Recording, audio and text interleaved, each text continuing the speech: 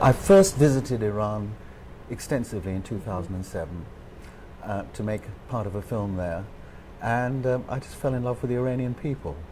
And what really hurt me was this notion that we in the UK, and I'm sure people in the United States, kind of regarded the Iranians as 70 million fanatics. And I had spent wonderful time with people in this country with its ancient culture, with its traditions, its beautiful architecture.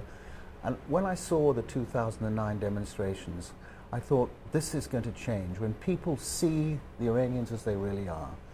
The other thing I wanted to do with this film was, I wanted to do three things with this film. The second thing, I wanted to commemorate Neda. And the third thing is that I wanted the people who demonstrated, whatever happened, not to think that their courage has been forgotten. Wow.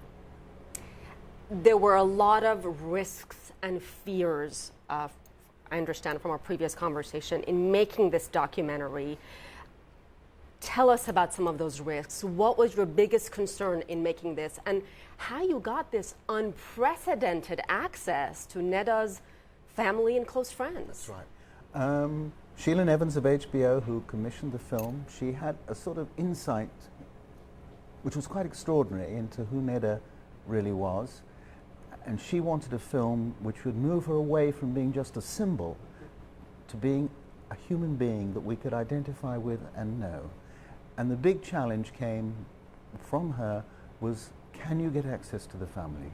Is that possible? And she gave me about 2 months to work that out. Now the family, the mother had appeared, photographs of Neda, she'd posted on the web. I believe she gave written interviews, including to CNN. But we were asking to go much further, to go into the family home and to learn about Neda personally. That's one question. The second question is, even if they agreed, who would have the courage to do this? So I contacted all my Iranian friends in the media and journalism, and finally I was given recommendation to a young man called Saeed Kamali Dehigan, who unfortunately can't be with us here today. And I was told that he had a courage that bordered on madness. And at that point, he was a freelance journalist. That's right. So he had contacts. That's right. He was a freelance journalist. He was also the first journalist in Iran to discover Neda's family name and where she lived, the apartment where the family lived. Anyhow, he came to London to see me in September. We talked it through, and he immediately agreed. And then we made further contact with the family. I gave him an intense course in filmmaking for 2 days. He'd never touched a camera before. And in he went, and we waited. And finally, we got news that the family agreed to meet him. And then a week later, the family agreed to the filming. And what was wonderful about him was he formed such a close and trusting relationship with the family. And what he's given is the center of this film, the heart of this film, where you see Neda's banned books, you see her private diaries, you see the clothes she was wearing, even family videos of her dancing, and suddenly this woman who is this symbol, this powerful symbol, is a human being that we recognize. But wasn't that scary for him, knowing perhaps Neda's home, Neda's family was being watched, to a couple of times a week to have contact with them, go inside their home, talk to them on camera?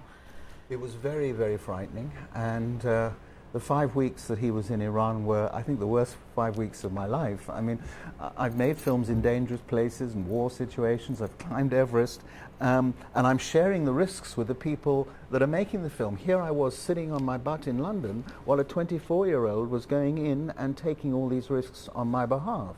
And we had a system where he would email me every night that he could to say that he was safe, but some nights there was a power outage, and I didn't hear from him, and those were terrible nights. But he did it.